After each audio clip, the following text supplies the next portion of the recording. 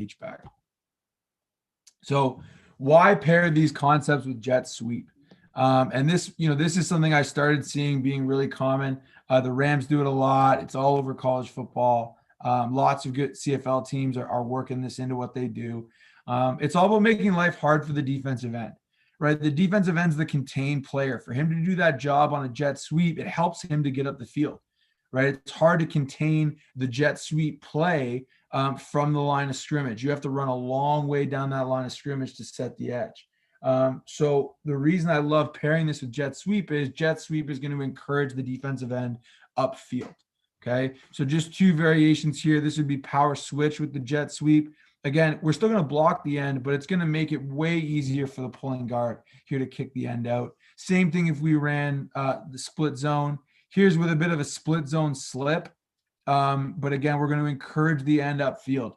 If the end gets upfield, great. We're going to give the split zone and get up underneath them. If the end now stays, we're going to either get an extra target here or we'll get into actually running the jet sweep in a sec. So that jet sweep is going to make it way harder for the defensive end because it's going to influence the C-gap defender. Really what I should be saying is C-gap defender because it could, not be the defensive end.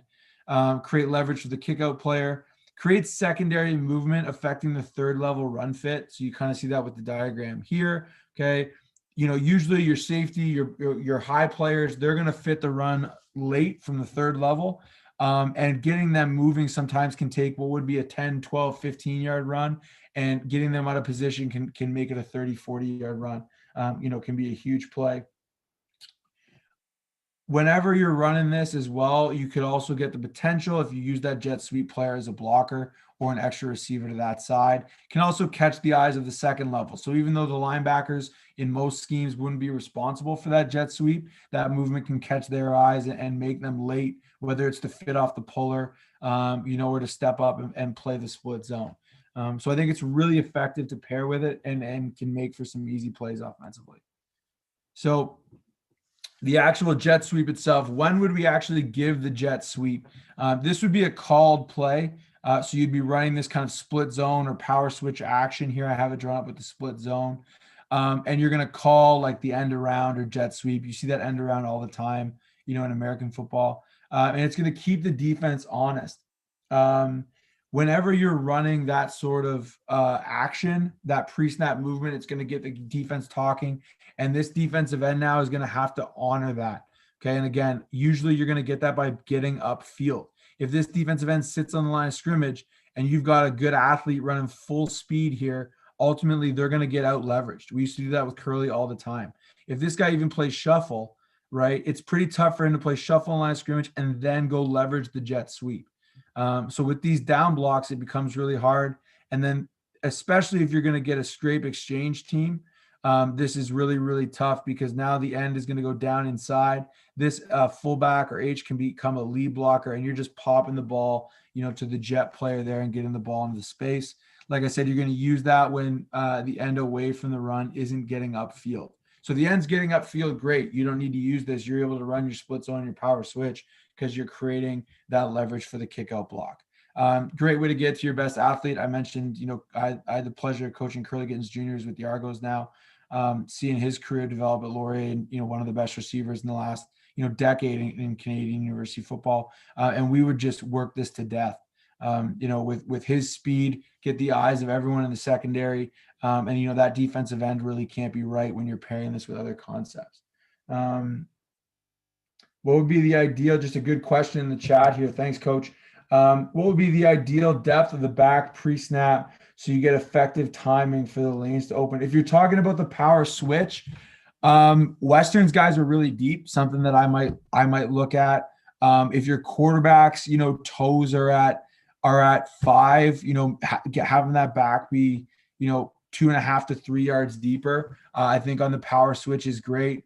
A little bit tighter maybe on the split zone. I would say deeper the better. In terms of this, I think it gives your back a little more time to read it out. I think that's the key there. It gives your back a little more time to read it out.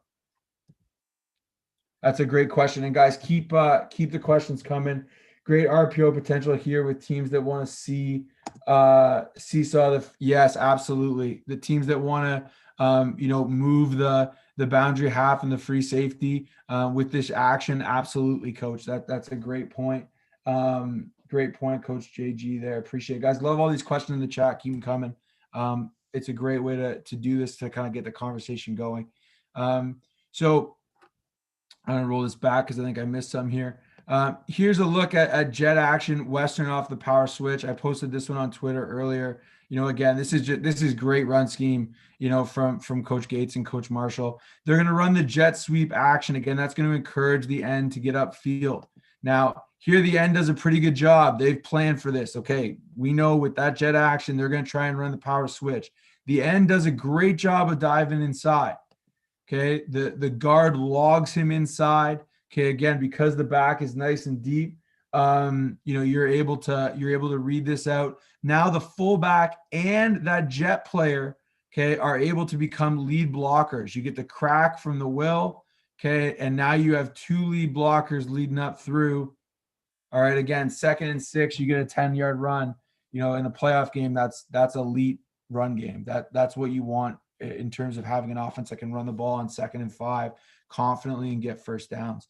So again, here, if you're looking at this as Waterloo, this is well executed by this defensive end, right? He's not helping the offense at all. He's not getting upfield.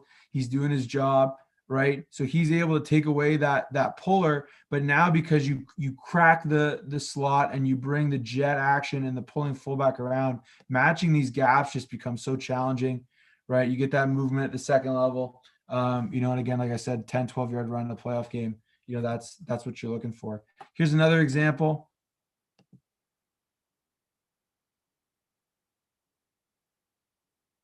Again, same idea. The ball is able to get to the edge, 14, 15-yard play, off a nice hard downhill run. You'll really see here the jet action, again, does not influence the end up field. You're getting, next level play here. Great play from Waterloo's defensive end that you're probably not going to get at the high school level. And the ball's forced to bounce, but now you have that extra lead blocker. All right, back it's into space. 14, 15-yard play. Again, I think this really translates well to the high school game. So now, okay, what else can you do with it? What else can you add to your package of plays off these concepts? So now, you can get an RPO here, split zone jet slip. So here you'd actually read the second level player again. So you'd read the Sam. If they're going to string the backers, okay, then you're going to read the Sam. You're going to be able to block the Mike and the Will. You're going to go 5 for 5 with the H or fullback blocking this defensive end. And then if this Sam plays the slip, you're going to give the football and you'll get that cutback. If this Sam sits to play his gap, now that jet action becomes a great option, and you're going to create like a pick route here, but you'll also get that high-low aspect. All right, now the quarterback's able to pull it. The quarterback's an option as a runner, okay, or he can take that quick shot in the flat. Western's done this a ton, and it's a great concept. I see it in the CFL all the time as well. Great concept off the run game to get the ball to one of their better athletes here in the flat. Really tough to defend because not only do you have the jet action, you have the fullback crossing the set. The linebackers need to distribute in their gaps. The secondary needs to rotate, and even if they do all that, you're able to read this Sam linebacker and take an easy throw in the flat if you get it. Agreed, coach. Great double team. Great dent on the double team on that previous clip. Absolutely. Appreciate all the likes, guys. 13. There's over 20 people watching. That's awesome. Any questions you have, throw them in the chat. I'll try and address them all. And if you could throw us a like on there, it helps us get more people's eyes on this. So this is just it. This same concept to the boundary. One of the reasons I really like this to the boundary is almost no one is going to give you the one-on-one to the field. So when you run this jet action to the boundary, you're getting that same influence. But now you're definitely going to outnumber them to the point of attack. Again, read the will